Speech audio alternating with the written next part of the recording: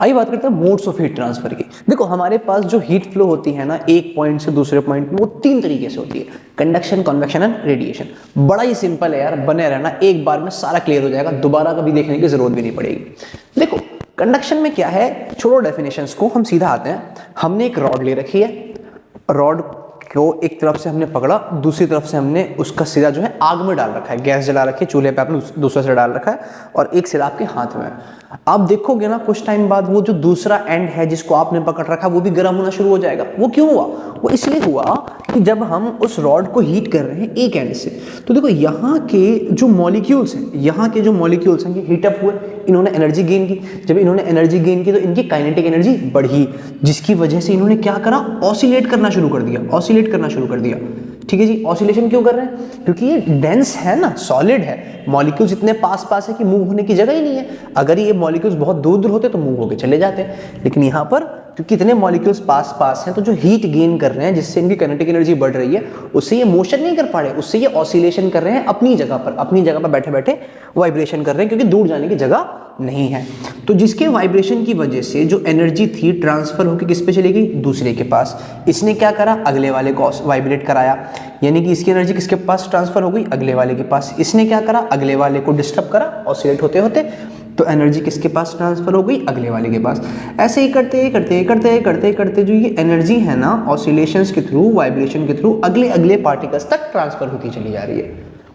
तो क्या हुआ, फाइनली आपने पकड़ रखा है, आपको गर्म लगा, तो यहाँ पे जो हीट का ट्रांसफर हुआ वो क्या हुआ, विदाउट एक्चुअल मोशन, यहाँ पे पार्टिकल्स का वाइब्रेशन हुआ है।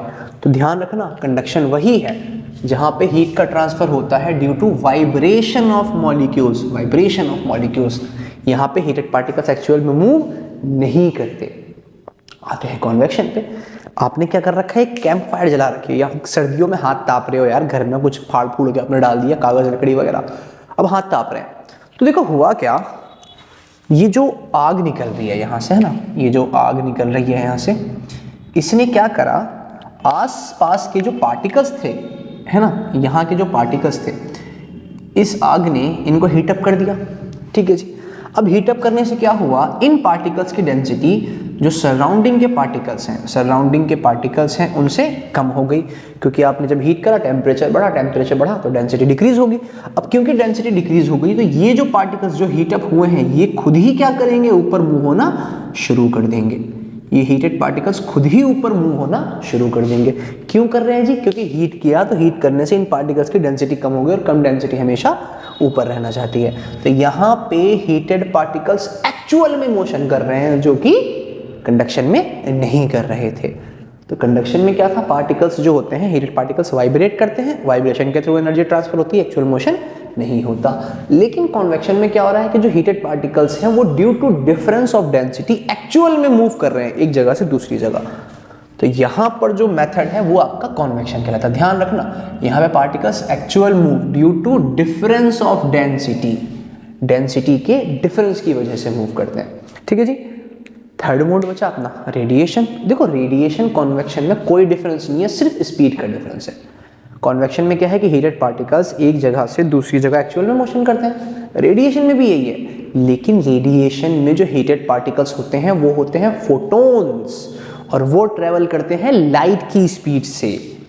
जैसे कि हम अगर बात करें किसकी, अपने सूरज की, तो ये जो हीट अपने अंदर से निकाल रहा है ना, ये जो लाइट अपने अंदर से निकाल रहा है उसमें फोटॉन्स हैं, उसमें फोटोन पार्टिकल्स हैं जो कि एक्चुअल में ट्रेवल होके हमारी तरफ आ रहे हैं, और उनकी जो स्पीड है ना दैट इज 3 × 10⁸ मीटर पर सेकेंड है उन फोटोन्स की स्पीड। आपने लाइट जलाई, घर में एलईडीज जला रखी है, मेरे आसपास जल रही है, इनसे भी थोड़ी बहुत हीट मिल रही है। तो इनसे जो हीट मिल रही है वो कौन सी हीट है, वो रेडिएशन मेथड है, क्योंकि वहाँ पे लाइट की स्पीड से ट्रेवल करके फोटोन्स, जो हीटेड पार्टिकल्स हैं, हाई एनर्जेटिक पार्टिकल्स फोटोन्स हैं, वो लाइट की स्पीड से ट्रेवल करके आ रहे हैं। तो ये भी तो कॉन्वेक्शन ही है, ये भी तो हम कह सकते हैं ना कि एडवांस मोड ऑफ कॉन्वेक्शन है, कुछ और थोड़ी है। लेकिन इंपॉर्टेंट क्या है कि यहाँ पर लाइट, जो हीटेड पार्टिकल्स हैं वो लाइट की स्पीड से ट्रेवल करते हैं। एक और डिफरेंस है यार छोटा सा रेडिएशन में और कॉन्वेक्शन में, क्या कि देखो कंडक्शन के लिए ऑब्वियस सी बात है सॉलिड मटेरियल चाहिए, कॉन्वेक्शन के लिए ऑब्वियस सी बात है सॉलिड तो नहीं, गैसेज या लिक्विड चाहिए। रेडिएशन हर की जगह फ्लो हो जाता है, रेडिएशन को किसी मीडियम की रिक्वायरमेंट नहीं है। तो यहाँ पे इंपॉर्टेंट बात दिखेंगे, रेडिएशन में no require of medium, no requirement of medium. किस मीडियम में फ्लो कराओगे मैटर नहीं करता, रेडिएशन हर जगह अवेलेबल होगी। लेकिन कंडक्शन किस में होगा जी, सिर्फ सॉलिड्स में होगा, है ना। कॉन्वेक्शन किस में होगा आपके पास, गैस में, और लिक्विड्स में भी तो हो सकता है, गैसेस में और लिक्विड्स में। लिक्विड्स में कैसे, लिक्विड्स में कैसे भैया, जब पानी उबालते हो तो सबसे पहले ऊपर का पानी गर्म हो रहा है, नीचे का आप नोटिस करते हो ना कि बुलबुले से नीचे से उठ के ऊपर आ रहे होते हैं। वो बुलबुले क्या है, वो हीटेड पार्टिकल्स हैं पानी के, जो नीचे से उठ के ऊपर आ रहे हैं। जब हम पानी गर्म करते हैं उस टाइम पे, आपने देखा होगा, नहीं किया तो अभी जाके पानी उबालो और चेक करो कि धीरे धीरे क्या होगा, ये नीचे से जो पार्टिकल्स हैं पानी के उठ के ऊपर आते रहते हैं, तो वो हीटेड पार्टिकल्स आ रहे हैं, तो वहां भी तो कन्वेक्शन हो रहा है। तो जी ये था अपना बेसिक डिफरेंस कंडक्शन, कन्वेक्शन और रेडिएशन में। आइए आगे बढ़ते हैं जहां पे हम कंडक्शन को और इलैबोरेट करते हैं। ये बात करते हैं कंडक्शन को थोड़ा सा इलैबोरेट करते हैं। उसमें हमारे पास एक फूरियर्स लॉ, उन्होंने क्या कहा था, देखो हम मान लेते हैं हमारे पास कोई बॉडी है, ठीक है, उसका जो दो तरफ का सरफेस एरिया है ए है, और बॉडी की लेंथ है, दो सरफेस के बीच का जो डिस्टेंस है वो एल मान लिया, एक सरफेस का टेम्परेचर T1, एक का T2, ठीक है जी। और हम क्या बात कर रहे हैं, हम ये बात कर रहे हैं कि जो हमारा T2 है that is greater than T1, ठीक है। तो हीट कहाँ से कहाँ फ्लो होगी, हायर से लोअर की तरफ। अच्छा सॉरी उल्टा कर दिया ना मैंने, T1 से T1 ग्रेटर देन है T2 से, तो हमारी हीट कहाँ से कहाँ फ्लो होगी जी, हायर से लोअर की तरफ।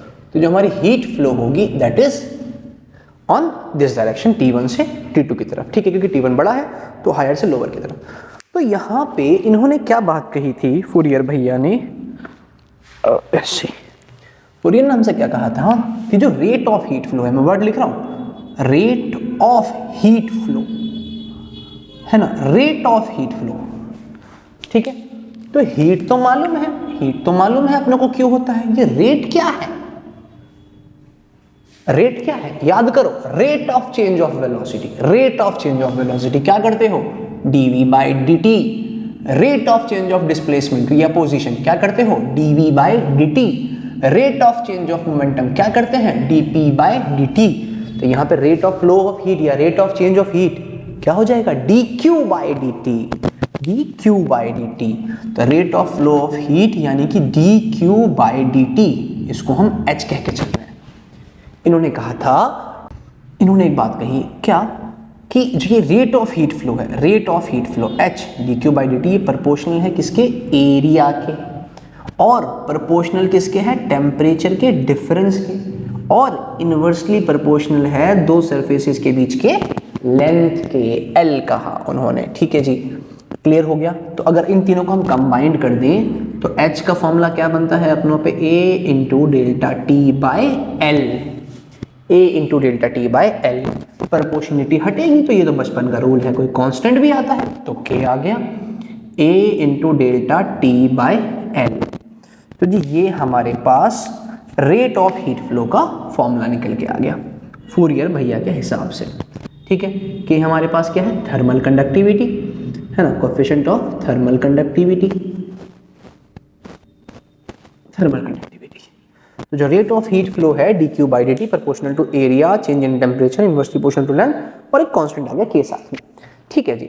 कुछ टर्म्स हैं छोटे छोटे से, उसको देखते हैं क्या, कि सबसे पहले तो इस h की यूनिट क्या होगी।